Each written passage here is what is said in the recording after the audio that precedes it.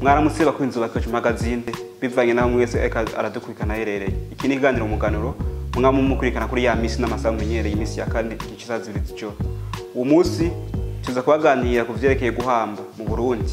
Aho naho ni ikiganiro kizoba kiri mu bice bibiri. Uwo munsi ni igice ca mbere aho tuza kuganira ku vyerekeye guhamba ku bantu bakuze canke abantu bafise abana. Mu gice ca kabiri tuzobaganira ku bantu bapfuye atabana basize. Nk'umusore canke inkumi canke umuntu akuze apfuye atamwana asize uburyo bamuhamba n'imigirwa n'imigenzo vyakurikirana. Ariko uyu munsi mu nkundire dusangire iki kiyago tuganira ku vyerekeye ukuntu bahamba umuntu akuze canke umuntu yapfuye afise umwana. Umunsi tuvugana mu guhamba umukuru w'umuryango canke serugo. Hari imigirwa canke intambuko vyacako mwico gihe. Umuhigo wa mbere haraba kuraba amavuta umupfu. Abona ko ari gusiga ikiziga cy'uwapfuye. Amavuta n'abamusiga yaba aramuvuta y'inka yera atakintu na kimwe avanze.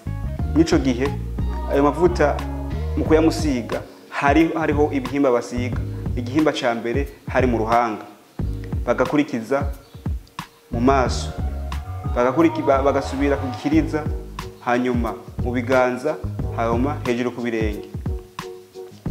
Igikorwa cyose cyo gusiga amavuta uwo yapfuye cyakurikirwa n'amajambo. Ayo majambo yavugwa na nyina w'abana canke umufasoni uwitavye Imana. Yakurikiza amajambo avuga ngo urerera urugo, urerera abana, uranyerera. Nyina w'abana ahejeje gusiga amavuta serugo hacakurikira abana. Umwana umwe wese rero mu gukora ico gikorwa yagenda arakurikiza ya majambo, ariko wewe ijambo bakurikiza ni ijambo uranyerera. Cari icibutso c'urukundo bafitiye umuvyeyi. Bwa kabiri igikorwa cakurikira haba kuraba ivyeru umupfu. Aho naho kwari ukumusiga ifu y'amahonda. Ayo nayo bayasiga ku ngasiro. Bacha bafata hagafu basiga ku ngasiro, bakazafata ngasiro bagashira ku ruhanga no mu biganza. Kandi ibyo vyose vyatangwa kwa nyina w'abana hagakurikira abana. Kandi mwico gihe nkuko babikora ku mugo wa mbere niko babikora no mugo wa kabiri bakurikiza ya majambo. Nyina akagira ati uranyerera, urera urugo n'abana. Abana nabo bakagira ati uranyerera. Umugego wa gatatu wari kumwa uwapfuye. Uwapfuye ntibamuhambana umushatsi, baramumwa wa mushatsi wose.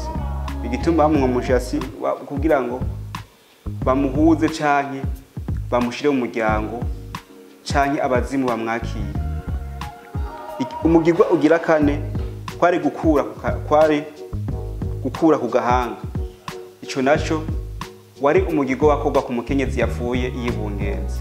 Ntibashobora kumuhambana n'uwo mwana, baramubaga umwana bakamukurayo, umwe wese bakamuhamba ukwiwe. Nuvuga umwana agahambwa ukwiwe na nyina agahambwa ukwiwe. Umugirwa ugira gatanu wari umugirwa wo gutanga ibimazi. Gutanga imazi naho kwari ukwambika uwapfuye ibintu byose vyegamiye idini giwe, ari nk'ibiheko canke ibindi. Umugirwa ugira gatandatu kwari kwegeranya uwapfuye. Kwegeranya uwapfuye rero baregeranya amaboko n'amaguru mu gihe yapfuye atawuri hafi yiwe. Cyaba ari kibazo kuko wasanga nange musanze mwizi y'umuntu yapfuye ntaronka umwegeranya, usanga yadadaraye. Rero kugira umuntu akwegeranya kiba ari ikintu c'agaciro. Muramaze kumva n'igitutsi kivuga ngo uragatabwa indamvu. Mwico gihe ico n'igitutsi kibabaje, aho umuntu ahubwiye ngo uragatabwa indamvu aba kwifurije ikintu kibi, akwifurije kubura ukwegeranya igihe wapfuye, kubura ukwitaho. Umugirwa ukurikira wari umugirwa wo guhamba. Uwo mugirwa wo guhamba nawo ufise intambuko indwi wacako.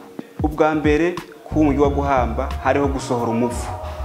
Umupfu ngo kumusohora batanguza amaguru hanze. Cari ikimenyetso cyo kumerekana yuko atagiye, bakamwereka yuko bakiri kumwe mu rugo.